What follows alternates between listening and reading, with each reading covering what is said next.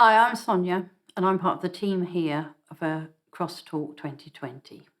My passion and my involvement is with a Sri Lankan orphan. I've been involved with it for 16 years. My husband's involved as well, and we have had many visits out there and been involved in many aspects, from helping to design buildings to make the girls' and boys' homes, as to taking out Christian books for the Christian library. The lady who runs the project is a Sri Lankan, and her mother started out by running a Christian library and doing Christian broadcasting.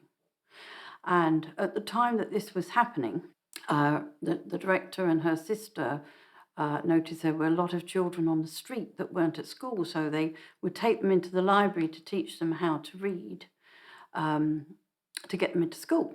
But then they noticed that they were very hungry, so they had to start. Before that, they would have to start by giving them breakfast. Then people realised what was going on, and they would turn up with children and say, "This child hasn't got any parents, this child is on the street, she's in need, she could end up in prostitution, can you take her in?" So they started by opening a girls' home in a rented property, which was followed by a boys' home. Now, the director actually then took over on her mother's death. She took over the library and the broadcasting, as well as running Bible studies in her own home. Currently, she is looking for some land so she can open her own school. At the moment, she has an English-speaking school with a Christian ethos in a rented property. She also runs a literacy program for the Romani group of ladies who live north of Colombo, who are working in the salt mine. Also up in Kigali, there's a sanitation and water project to provide the village with water without having to walk for miles and miles and miles. If we had enough funds, we would like to buy some land in Colombo to build our own school so that we don't have to rent, and also to maybe extend the girls' and boys' homes and put our own library and Montessori onto that land.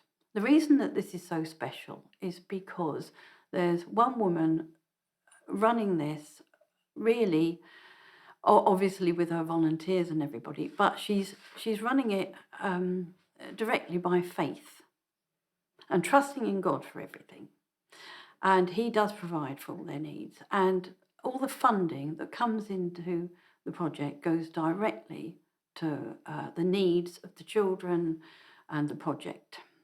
On behalf of all of us at Crosstalk 2020, I'd like to thank you for listening to this, and also for your prayers and any contributions that you can give.